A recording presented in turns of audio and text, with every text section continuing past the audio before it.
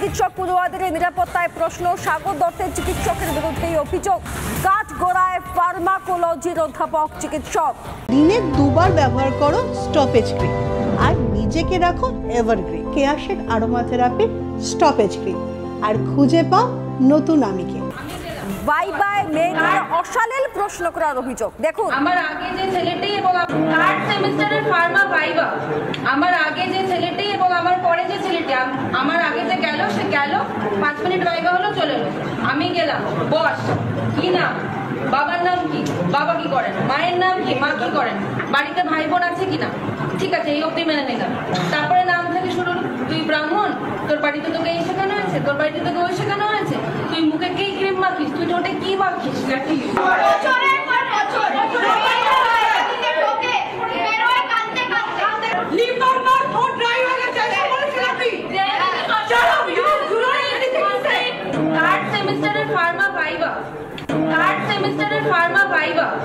আমার আগে যে ছেলেটি এবং আমার পরে যে ছেলেটি, আমার আগে যে গেল সে গেল, 5 মিনিট ভাইভা হলো, চলে এলো। আমি গেলাম, বস কি নাম, বাবার নাম কি, বাবা কি করেন, মায়ের নাম কি, মা কি করেন, বাড়িতে ভাই বোন আছে কিনা, ঠিক আছে এই অব্দি মেনে নিলাম। তারপরে নাম থেকে শুরু, তুই ব্রাহ্মণ, তোর বাড়িতে তোকে এই শেখানো হয়েছে, তোর বাড়িতে তোকে ওই শেখানো হয়েছে। আপনারা শুনলেন সেই চিকিৎসক পড়ুয়ার বক্তব্য যে তাকে ভাইভায় ঠিক কি ধরনের প্রশ্ন করা হয় এবং এই ধরনের প্রশ্নের আদৌ কি প্রয়োজনীয়তা রয়েছে। আমি চলে যাব, এই মুহূর্তে নিউজরুম থেকে রয়েছেন সিনিয়র এডিটর স্বর্ণালী সরকার। স্বর্ণালী, যে ধরনের প্রশ্ন করা হচ্ছে ভাইভায়, সেটা একজন চিকিৎসক পড়ুয়াকে কি প্রশ্ন করার কথা? সাগর দত্তে কি চলছে? তো দিকে দিকে একই অবস্থা। শ্রীদা, নিঃসন্দেহে এই ভিডিও কয়েকদিন ধরেই ভাইরাল, কিন্তু আমরাও ভিডিওর সত্যতা যাচাই করছিলাম। শেষ পর্যন্ত জানতে পারি যে সেদিনকে যে মিটিং চলছিল, যে মিটিংয়ে ধুন্ধুমার কাণ্ড হয়, সেই মিটিং থেকে কিন্তু সাগর দত্তের মহিলা ডাক্তাররা এই ধরনের অভিযোগও করেছিলেন, যেটাকে খুব সন্তর্পণে চেপে যাওয়া হয়। তারপর যখন দাবানলের মতো সেটা ছড়িয়ে পড়ে, তখন আর নিয়ন্ত্রণ করার কোনো জায়গা পাওয়া যায় না। ভাবতেও অবাক লাগছে শ্রীতা, যে বক্তব্য তুমি শুনলেই সেই বক্তব্যই আমরা শুনেছি এবং সোশ্যাল মিডিয়াতেও ক্রমশ ছড়িয়ে পড়ছে এই বক্তব্য। যতই একাধিক ভিডিও ডিলিট করা হোক না কেন, মারাত্মক অভিযোগ, ভাইভাতে পর্যন্ত এইভাবে অশালীন প্রশ্ন করা হয়। একজন মহিলা ডাক্তার যখন ভাইভা দিতে গেছেন, তাকে ভাইভায় তার প্রফেসর সেই ডিপার্টমেন্টে তিনি প্রশ্ন করছেন, তুই মুখে কি মাখিস, তুই ঠোঁটে কি মাখিস, তোর বাড়িতে কে আছে, তুই ব্রাহ্মণ নাকি? এগুলো হতে পারে?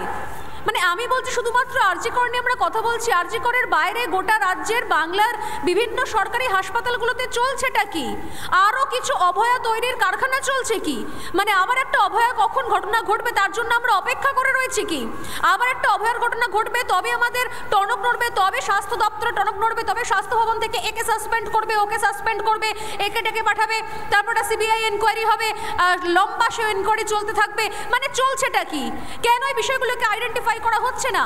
ফার্মাকোলজি ডিপার্টমেন্টের একজন প্রফেসর, তার এই সাহস হয় কি করে, এই ঔদ্ধত্য হয় কি করে, এবং দিনের পর দিন এগুলো চলছে এই রাজ্যের বিভিন্ন সরকারি হাসপাতালে।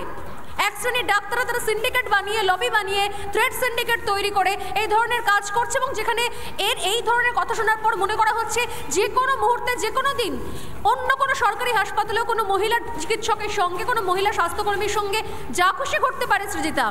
এবং এই ঘটনার পরও সব থেকে অবাক করার বিষয়, এখনো পর্যন্ত কোনো লিগাল স্টেপ নেওয়ার কথা ভাবেননি প্রিন্সিপাল।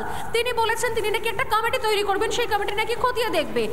এই মুহূর্তে আমরা যে খবর পাচ্ছি, এই ঘটনা হয়ে যাওয়ার পর যেহেতু 2-3 দিন পার হয়ে গেছে এবং এখনো পর্যন্ত সেরকম কোনো পদক্ষেপ নেওয়া হয়নি, মহিলা ছাত্রীরা কিন্তু এই কলেজের তারা নিজেরা সিদ্ধান্ত নিয়েছেন যে তারা নিজেরা দরকার পড়লে আলাদা করে বাইরে থেকে কোনো লিগাল সাপোর্ট নেবে এবং আইনি রাস্তায় তারা হাঁটবেন।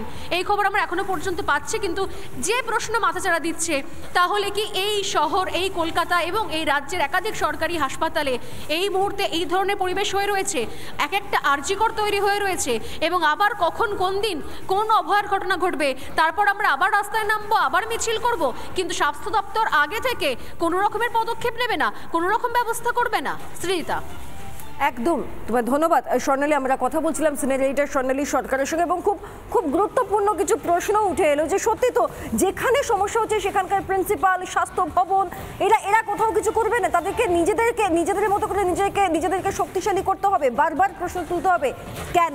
এই প্রশ্নই লাগাতার চলছে। আসছে আরও খবর নিয়ে একটা বিরতির পর।